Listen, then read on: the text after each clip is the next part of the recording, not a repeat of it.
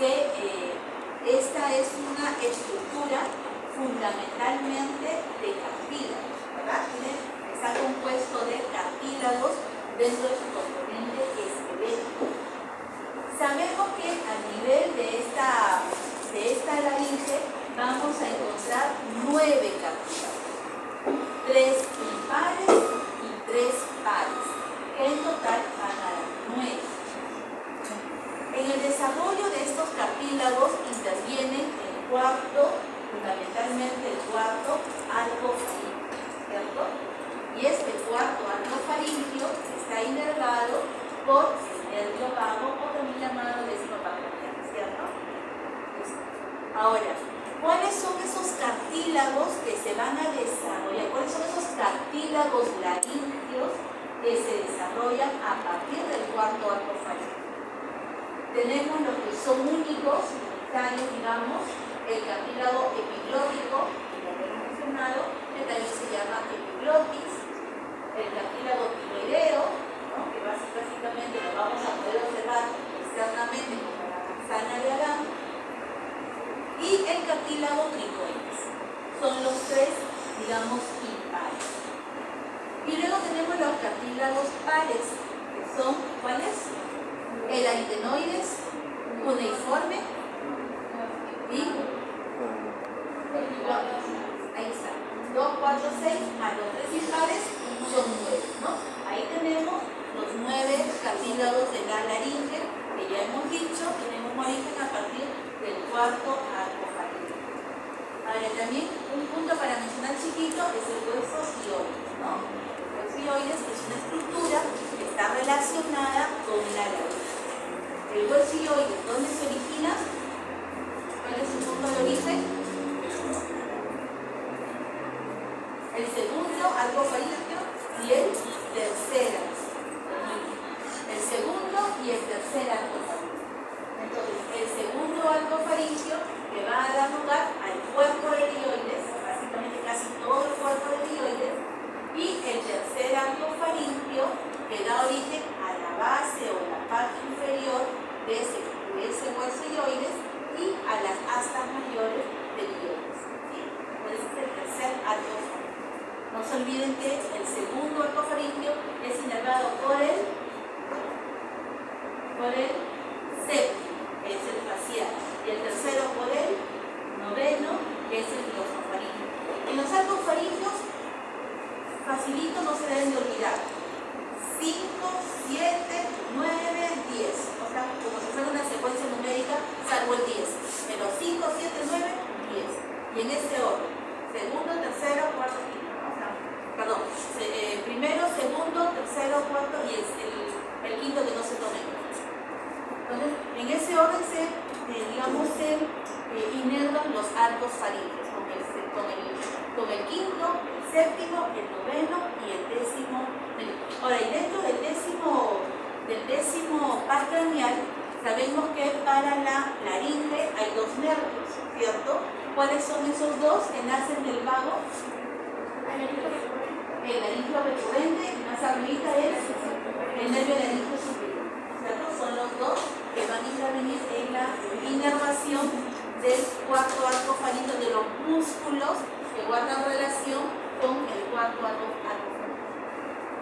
Bien, entonces, ahora, en relación al desarrollo de la tráquea, ya tenemos la laringe, ya se ha desarrollado la laringe, la cavidad laringea, donde vamos a encontrar a las cuerdas vocales, que es un conductor de aire, y esta laringe se comunica con la tráquea. Pero inicialmente habíamos mencionado que este divertículo respiratorio se comunica con el esófago en desarrollo. Por lo tanto, se tiene que separar la tráquea de ese esófago en desarrollo. ¿Cómo se va a separar?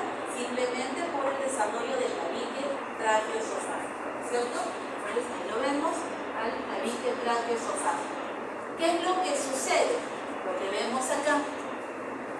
Entonces, hay una comunicación, digamos que todo esto de acá es el intestino anterior.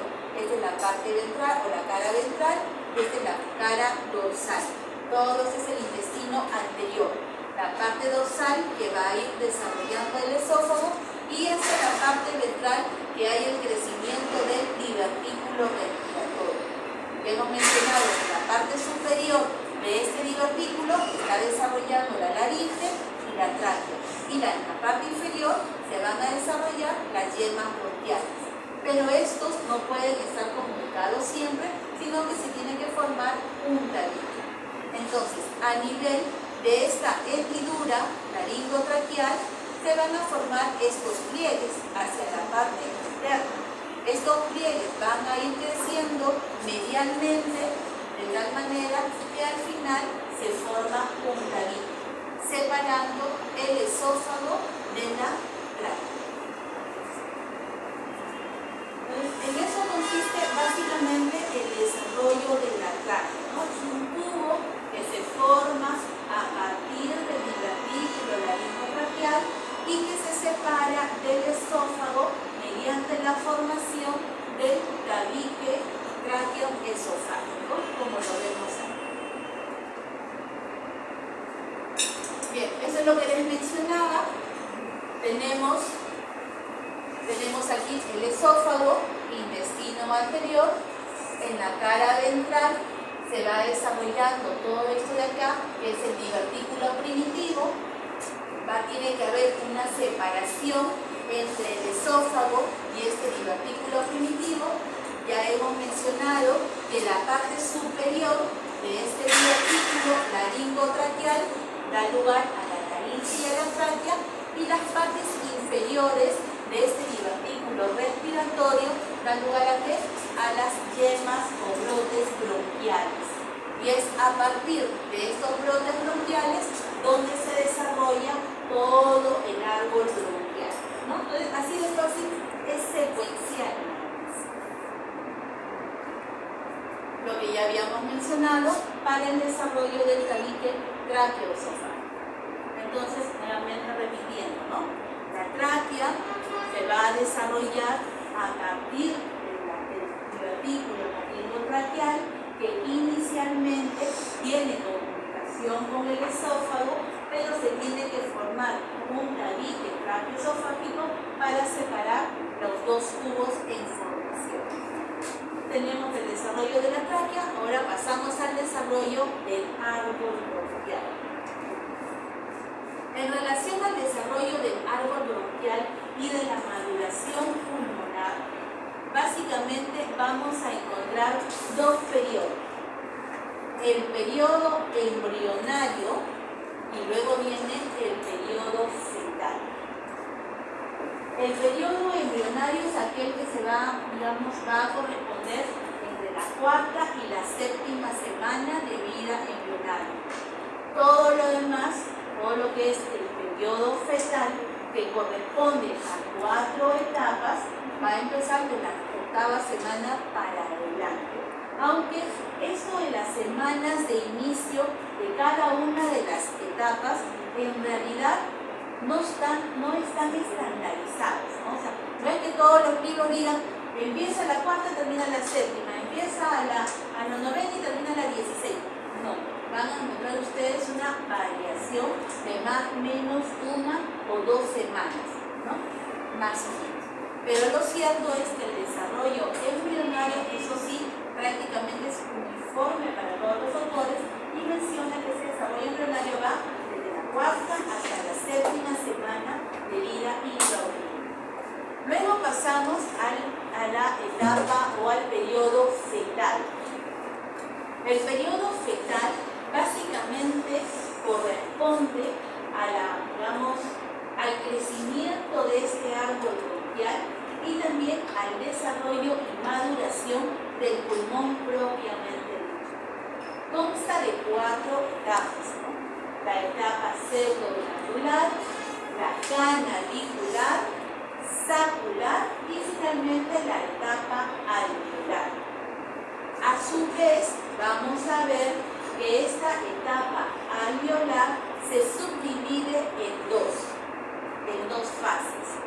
La fase de alveolarización clásica y la fase de alveolarización continua, ¿no? Que también lo vamos a ver cada una de ellas.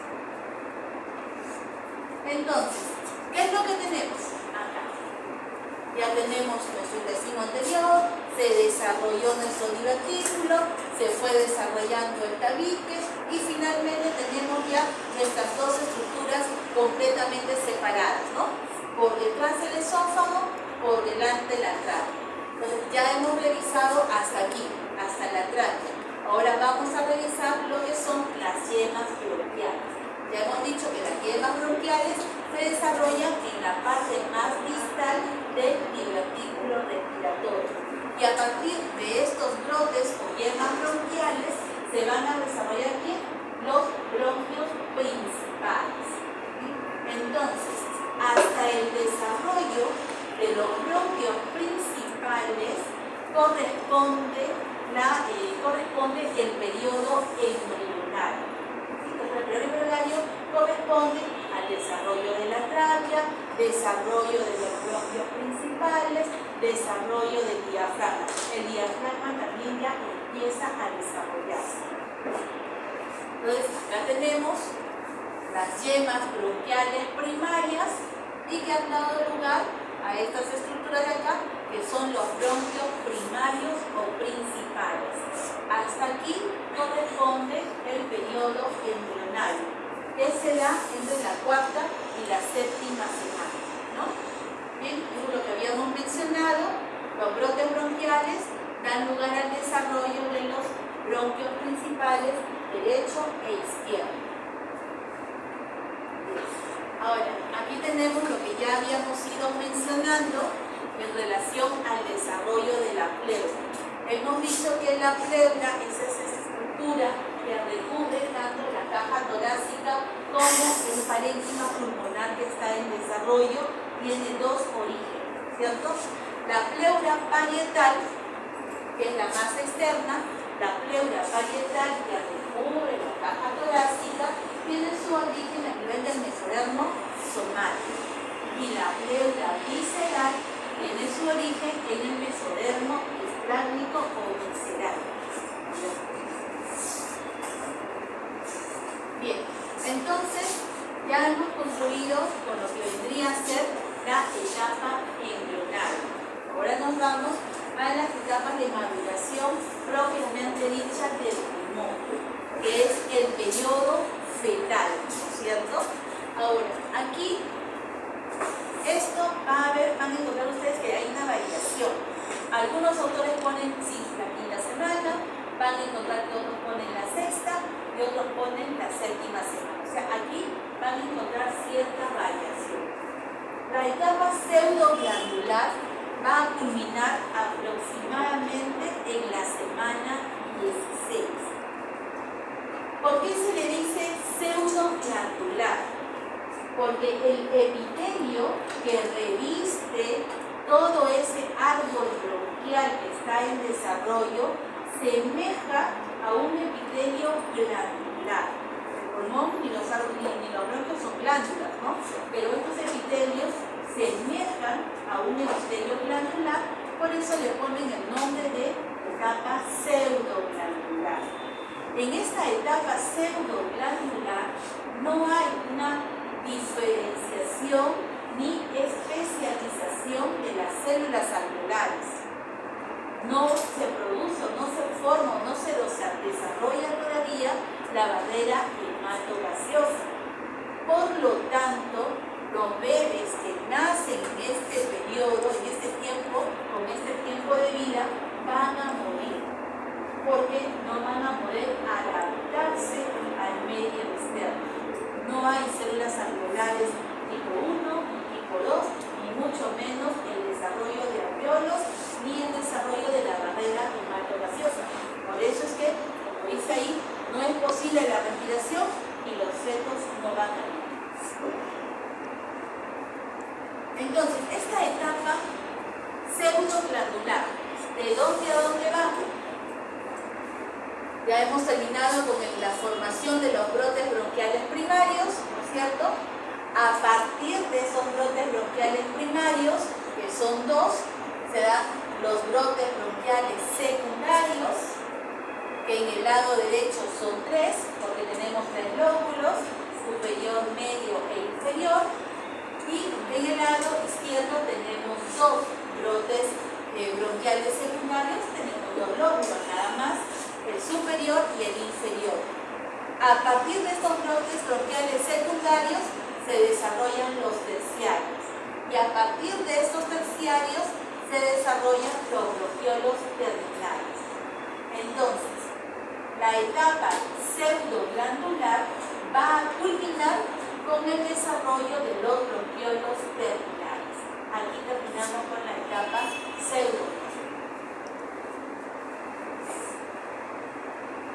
Bien, en esta imagen, ¿qué es lo que vamos a tener en la etapa pseudoglandular?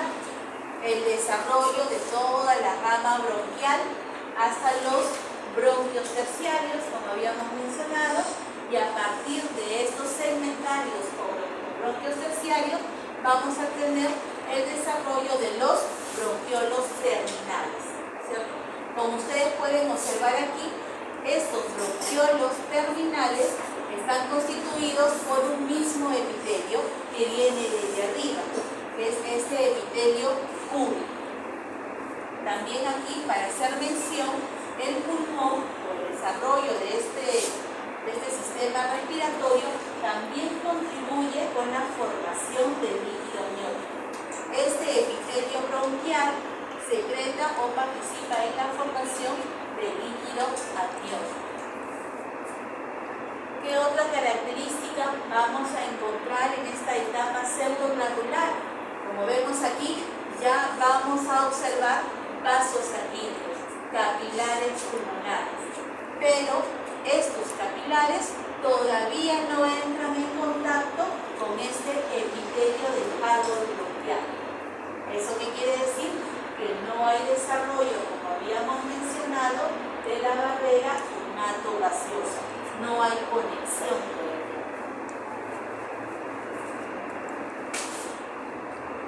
Bien, nuevamente, para repetir, la etapa pseudoglandular, ya hemos dicho que a partir de esta etapa pseudoglandular viene la maduración pulmonar. Por lo tanto, ya va a haber desarrollo de mesénquima pulmonar, de ese tejido pulmonar que conocemos. ¿Ves? Aquí, alrededor de estos bronquiolos, ¿qué vamos a encontrar? Mesénquima pulmonar. Todo esto es mesénquima pulmonar. Dentro de este mesénquima pulmonar, ¿qué encontramos? A capilares. Pero estos capilares todavía no guardan relación con este epitelio, no están en contacto, no hay la barrera hematogaseosa, no se puede producir lo que es el intercambio gaseoso. Acá dice precursores, por si acaso. Acá se forman estas células epiteliales, ¿no?, que van a revestir ese bronquiolo terminal, son precursores de las células alveolares, pero todavía no se han formado las células alveolares, ¿sí? Estos bronquiolos están cubiertos de este epitelio cúbico, que son los precursores de las células alveolares. Bien. Ahora pasamos a la etapa canalicular. La etapa canalicular va más o menos desde la semana 16 hasta la semana 26. ¿Cuál es la característica de esta etapa? Por ejemplo, acá dice que el feto nacido al final de esta etapa canalicular puede vivir. ¿Y por qué puede vivir? Porque alrededor de las 22 semanas para adelante se da lugar a la producción del surfactante, ¿sí?, que es el agente tensioactivo. ¿Por qué es importante este agente tensioactivo? Porque evita el colapso alveolar cuando se nace. Cuando uno nace, hay el riesgo de que todos los alveolos se colapsen y se chupen. Pero este agente tensioactivo evita justamente que al nacer empecemos a respirar y se produzca la expiración, y con cada expiración los alveolos no se chupan totalmente, ¿no es cierto?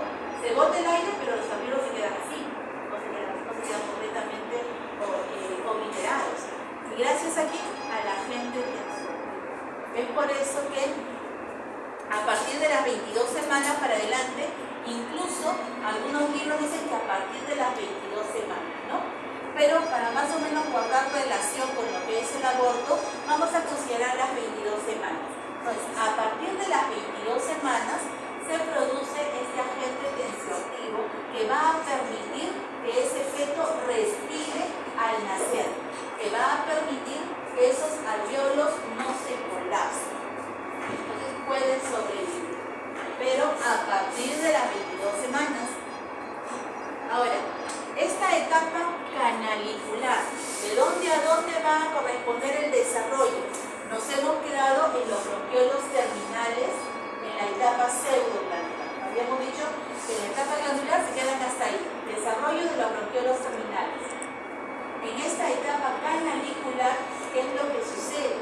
A partir de los brotes bronquiales que suceden en los bronquiolos terminales, se desarrollan los bronquiolos respiratorios. Y a nivel de estos bronquiolos respiratorios, en las porciones distales de estos bronquiolos respiratorios, se va a formar ¿quién? El conducto alveolar. Todo este periodo de acá corresponde a la etapa canalicular. Como su mismo nombre lo dice, fácil de recordar, canalículo, conducto, ¿cierto? Llega hasta la formación de los conductos alveolares. Entonces, ¿por qué se caracteriza también esta etapa canalicular? Básicamente por el desarrollo de los conductos alveolares. Como vamos a ver en la otra diapositiva, vamos a encontrar dos características fundamentales en esta etapa canalicular. La primera, que ya hay una diferenciación del epitelio. ¿Qué quiere decir eso? Habíamos visto que todo el árbol bronquial está revestido por este epitelio cúbico, ¿cierto? Que es el precursor de las células alveolares. Estas células cúbicas precursoras, ya aquí a nivel de estos conductos alveolares, se van a diferenciar en dos estirpes celulares, las células alveolares tipo 1 y las células alveolares tipo 2. Cada una cumple una función importante. Las células alveolares tipo 2 van a producir ¿qué cosa? Surfactante, ¿cierto? Y las células alveolares tipo 1, que intervienen en el intercambio gaseoso. Entonces, ya vamos a ver la diferenciación celular en células alveolares tipo 1 y en células alveolares tipo 2. ¿Qué es lo segundo que ya vamos a poder observar aquí? Que ya va a empezar a ver cierto contacto, ¿no? Va a empezar a establecerse cierta línea de contacto entre el capilar, es decir, entre el endotelio y el epitelio bronquial. Va a haber cierta relación. De tal manera que ya en esta etapa canalicular se puede ir desarrollando la barrera hematogaseosa primitiva, ¿no? Todavía no madura, primitiva. Ya tenemos las células diferenciadas, ya tenemos que los vasos sanguíneos como que están acercándose a todos esos conductos alveolares, ya se formó una barrera hematogaseosa primitiva y por eso que los bebés pueden vivir, ¿no? Si nacen en este periodo, pues los fetos podrían sobrevivir, pero de todas maneras con cierto apoyo, ¿no? Ya sea apoyo de un ventilador mecánico o de repente la utilización de surfactante, entonces con apoyo. Entonces, en esta etapa canalicular, repitiendo, ¿qué es lo que vamos a observar? Esto, ¿no? Ya la diferenciación, primero, que se ha formado el conducto. Estos son los conductos alveolares. Segundo, que ya hay una diferenciación celular. Tercero, que los vasos sanguíneos como que ya se están acercando. De tal manera que se forma la barrera hematogaseosa primitiva. Ahí está, más o menos la barrera hematogaseosa primitiva. Me dejan ahí mismo solamente para identificar. ¿Sí? La célula neumocito tipo 1 clásica es una célula epitelial de tipo escamosa que interviene en el intercambio gaseoso. La célula alveolar tipo 2 una célula más cuboidea, más grande, que tiene una función secretora. ¿De qué? Del surfactante. Lo mismo. Bien.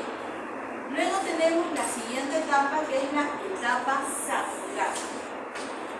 Sacular, como su mismo nombre lo dice, que se van a desarrollar los sacos alveolares, es decir, los alvéolos primitivos. Esta etapa sacular va aproximadamente desde la semana 26 hasta el momento del nacimiento. En algunas literaturas ustedes van a ver que ponen aquí hasta las 36 semanas, otros ponen hasta las 38 semanas y otros ponen simplemente hasta las etapas finales del embarazo, ¿no? Entonces, más o menos, no hay como que muy estandarizado esos límites de las etapas. ¿Pueden vivir los fetos nacidos en ese momento? Por supuesto que sí. Sobre todo aquellos que nacen más allá de las 34 semanas. ¿Por qué? Porque el surfactante se produce en mucha mayor cantidad, casi en sus niveles máximos, a partir de las 34 semanas de vida intrauterina. Entonces, los bebés que nacen por encima de las 34 semanas en adelante, lo más probable es que no requieran ningún tratamiento, ningún manejo especial, porque tienen un bajo porcentaje, un bajo riesgo de desarrollar la enfermedad de membrana hialina, ¿no? Que es por una deficiencia del surfactante. En cambio, los niños que nacen por debajo de las 34 semanas sí van a nacer con déficit de surfactante, por lo que van a requerir asistencia, ya sea que se les administre medicamentos que estimulen la producción del surfactante, como por ejemplo los corticoides, o también de repente la administración directa de agentes tensioactivos, es decir, la administración directa del surfactante, y por supuesto probablemente requieran de un ventilador mecánico para poder vivir. Entonces, el punto de corte más importante es las 34 semanas.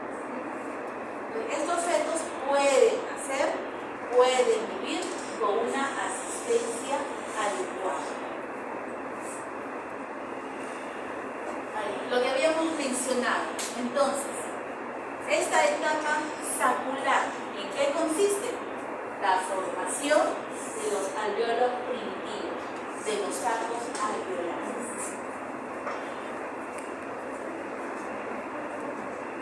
Y ahí los tenemos, ¿cierto? Entonces, en esta etapa ya se forman los sacos alveolares, los alvéolos primitivos.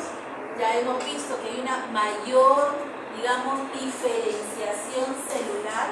Ya encontramos células tipo 1, células tipo 2 en mayor cantidad. Ya casi no vamos a encontrar este epitelio cúbico que inicialmente estaba revistiendo todo el árbol bronquial. Ya encontramos que estos capilares están invadiendo las células epiteliales de este árbol bronquial, van a estar entrando en contacto mucho más íntimo el endotelio con el epitelio. Entonces, ya en esta etapa también vamos a ir, que se va a ir desarrollando, se va madurando, se va a ir madurando más lo que es la conformación de la barrera hematogaseosa. Vamos a ir observando, acá tenemos un saco alveolar, por acá tenemos otro saco alveolar o alvéolos primitivos. Todo esto es tejido conectivo. A nivel de este tejido conectivo encontramos los vasos sanguíneos. Este tejido conectivo se condensa y va a formar ¿qué? Los tabiques primarios o interalveolares. Estos tabiques primarios van a separar un alvéolo primario de otro alvéolo primario. Y por sobre estos tabiques primarios vamos a encontrar la red de capilares. ¿Qué es lo que sucede más adelante en la etapa de la alveolarización? ¿No? Solamente para mencionar un poquito. A partir de estos tabiques primarios se van a formar unas especies de digitaciones dentro de este alveolo primario como que tabicando, como que dividiendo este alveolo primario en muchos alveolos más pequeños. Esos son los tabiques secundarios, ¿no? Que van a subdividir el alveolo primario para dar lugar a los alveolos individualizados ya maduros. ¿Por qué es importante la formación de los tabiques secundarios? Pero esto es como un paréntesis porque los tabiques secundarios se forman en la etapa de la etapa alveolar, no sino que para hacer una secuencia. ¿Por qué es importante el desarrollo de los tabiques secundarios? Porque a partir de un alveolo único se van a dar muchos alveolos individualizados, de tal manera que va a aumentar la superficie del intercambio gaseoso. ¿No? Es diferente a tener estas 4 paredes, a dividir todo este ambiente, digamos, en 10 habitaciones. Vamos a tener una mayor superficie. Entonces, es lo mismo a nivel de estos alveolos. Se van a tabicar los alveolos primarios de tal manera que al final se van a obtener muchos alveolos. ¿Y eso por qué beneficia? Mayor superficie de intercambio gaseoso. Bueno, pero volviendo a esta etapa sacular. Entonces, en esta etapa sacular, ya hemos dicho, se forman los alveolos primarios. Vamos a ir viendo los tabiques primarios, que son los que van a separar un alveolo primario de otro alveolo. Va a haber una mayor diferenciación de estas células alveolares tipo 1, células alveolares tipo 2, un contacto mucho más estrecho, por lo tanto la barrera hematogaseosa va a ir madurando, ¿no? O sea, todavía no se completa su estado de maduración, pero sigue su curso para llegar a estar completamente maduro. Solamente para mencionar en esta lámina tenemos las células alveolares tipo 1, que son planas, las células alveolares tipo 2, que son más cúbicas, y acá es donde se produce la barrera hematogaseosa, ¿no? El contacto entre esta célula alveolar tipo 1 y el endotelio capilar.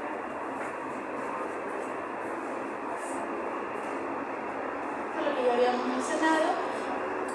¿Y de qué está constituido la barrera hematogaseosa? ¿Cuáles son las capas, digamos, que tiene que pasar ese gas, ¿no? A nivel del sistema respiratorio? Bien, tenemos el aire y tenemos arriba el alveolo, ¿no es cierto? Tenemos esa sustancia tensioactiva que evita que el alveolo se colapse. Entonces, este aire, ¿qué es lo que tiene que pasar? ¿Cuál es la barrera? La primera barrera que tiene que pasar es el epitelio bronquial, ¿cierto? El epitelio del árbol respiratorio pasa por aquí, cruza la membrana basal epitelial, cruza este intersticio, cruza la membrana basal capilar, cruza el endotelio capilar y se pone en contacto con el endocitoma, con el glóbulo rojo. Entonces, todas esas son las capas que tiene que pasar el aire, ¿no? O el oxígeno o el dióxido de carbono cuando se produce el intercambio de gases. Luego tenemos la última etapa, que es la etapa alveolar, que aproximadamente se inicia a las 32 semanas y que se prolonga incluso después de nacido. Van a encontrar que esta etapa alveolar puede ir hasta los 8 años de vida, algunos mencionan hasta los 10 años de vida, y hay algunas otras últimas revisiones que mencionan que es hasta los 21 años de vida. Entonces varía, pero nos quedamos con esto porque es lo que la mayoría, digamos, de los dicen, ¿sí? 8 años. Entonces van desde los 32 hasta los 8 años de vida. Por supuesto que los fetos que nacen en esta etapa alveolar tienen una altísima posibilidad de vivir, ¿no? Tienen una barrera hematogaseosa prácticamente madura,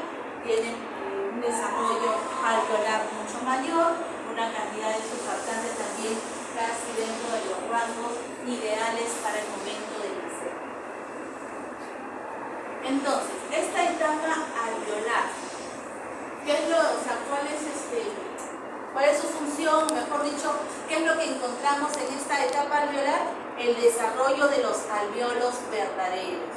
Es decir, aquí ya vamos a encontrar la barrera hematogaseosa completamente desarrollada, madura y apta para poder ser utilizada al momento de nacer.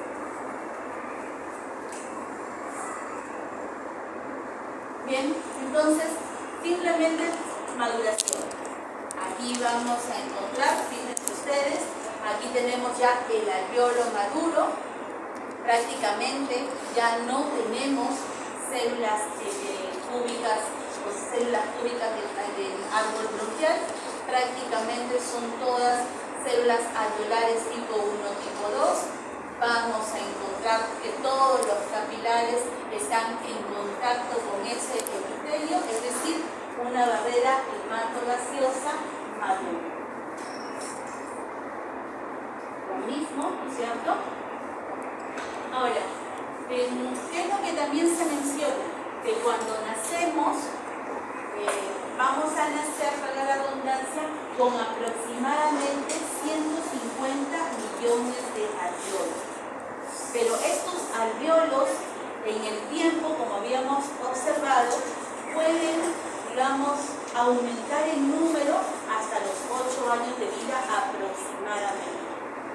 Según lo que dice, más o menos a los 8 años vamos a tener entre 300 y 500 millones de alvéolos. ¿Por qué? Porque en la etapa postnatal, ¿cierto?, el desarrollo alveolar continúa. O sea, no es que nacemos y para, ya ahí quedó con la cantidad de alvéolos que nacemos suficiente. No. Durante la etapa postnatal, el desarrollo alveolar continúa. Bien, entonces habíamos hablado que la etapa alveolar tiene, digamos, dos fases, ¿no? La de alveolarización clásica y la continua. Las dos prácticamente son lo mismo. ¿En qué se diferencian? En relación a la clásica. Entonces, ¿qué es lo que tenemos? Durante la etapa prenatal, ¿cierto?, antes del parto, hemos visto que se van a ir formando en la etapa alveolar los alvéolos maduros, ¿cierto? Se van a ir formando los alvéolos maduros. Pero estos alvéolos maduros prácticamente son únicos, ¿cierto? Así. Entonces, como habíamos mencionado en las diapositivas anteriores, entre un alvéolo y otro hay tabiques, habíamos dicho, que son los tabiques secundarios, como vamos a ver ahí arriba. Entonces tenemos los sacos alveolares, tenemos el tabique primario en formación que separa un saco alveolar de otro. A nivel de este tabique primario vamos a tener una doble capa de capilares. Bien, entonces este tabique primario habíamos mencionado que tiene que, digamos, hacer como unas digitaciones dentro de los sacos alveolares para dividir ese saco alveolar en varios alvéolos. Cada uno de esos tabiques que dividen estos nuevos alvéolos que se han formado dentro del saco alveolar toman el nombre de tabique primario. Tabique secundario. En estos tabiques secundarios que están separando un alvéolo individual de otro alvéolo individual, igualmente vamos a tener una doble capa de células capilares. Pero con esta doble capa de capilares no se va a producir un adecuado intercambio gaseoso. Tiene que haber a menos capas celulares, mejor va a ser para el intercambio gaseoso. Entonces, en esta etapa clásica, ¿qué es lo que va a suceder? La maduración de la microvasculatura. ¿En qué consiste esa maduración de la microvasculatura? Simplemente en la fusión de esta doble capa para que sea una sola capa. De tal manera que, como habíamos visto en las diapositivas anteriores, la barrera hematogaseosa no tiene dos capas capilares, ¿no es cierto? No tiene dos capilares ahí que estén participando en la difusión, tienen una sola capa. Entonces, eso se produce gracias a esta maduración de la microvasculatura. Entonces, inicialmente tenemos una doble capa y luego tenemos una sola capa. Esa es la alveolarización clásica. ¿En qué consiste la continua? Lo que habíamos mencionado. Entonces, en la clásica vienen a ser los alveolos que inicialmente formamos, ¿no? Esos alveolos primarios. Pero esos alveolos primarios se van a subdividir dando más alveolos para que la superficie alveolar aumente. Entonces, en eso consiste la alveolarización continua, que quiere decir la formación de más alveolos a partir de los alveolos primarios que ya se han estado desarrollando. Entonces, igual, ¿qué es lo que tiene que suceder? En algunas áreas de estos alveolos que se han formado en la etapa continua, vamos a ver una red de doble capa de capilares. Pero ya sabemos que no tiene que haber una doble capa, tiene que ser una capa única. Entonces igual se da la maduración de la microvasculatura a nivel de esos alveolos individuales. Pues simplemente es eso, ¿no? La alveolarización clásica, formación de alveolos primarios, y la alveolarización continua es que a partir de esos alveolos primarios se van a dar nuevos alveolos, aumentando la superficie alveolar. Bien, esto es, digamos, una secuencia en el tiempo de todas las etapas que hemos mencionado. Va desde la etapa embrionaria hasta la etapa de la alveolarización. Recuerden que la etapa de la alveolarización incluso persiste más allá del nacimiento hasta aproximadamente, la mayoría de los autores lo pone aquí, los 8 años de vida postnatal, pero algunos lo prolongan hasta este periodo, pero eso todavía sigue estando en estudio. ¿Ven? ¿Eso acá? Y ahí está un resumen, digamos, de todo lo que hemos hablado, ¿sí? Un super resumen, lo mismo acá, un super resumen para que lo puedan leer. Y bueno, esto solamente para recalcar las diferencias entre el neumocito tipo 1 y el neumocito tipo 2. Algunos también autores, como van a poder ustedes leer, mencionan que las células neumocitos tipo 2 o las células alveolares tipo 2 son progenitoras de las células alveolares tipo 1. ¿Qué quiere decir eso? Que inicialmente el epitelio bronquial se diferencia en células alveolares tipo 1 y células alveolares tipo 2. Y luego estas células alveolares tipo 2 inducen a la formación de más células epiteliales tipo 1, ¿no? Por eso uno considera que puede ser una célula progenitora. Bueno, de hecho también las células alveolares tipo 1 van a cubrir la mayor superficie, alrededor del 90% de la superficie está tapizada por las células tipo 1, porque lógicamente son las que participan en el intercambio gaseoso. Mientras que las del tipo 2 básicamente solamente cubren el 10% de la superficie alveolar, ¿no? Células secretoras, surfactantes, células que participan en la respiración, en el intercambio gaseoso.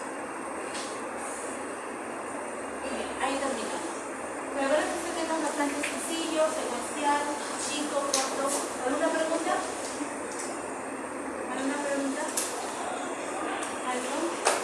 ¿Algo que de repente quieran aumentar en relación a la práctica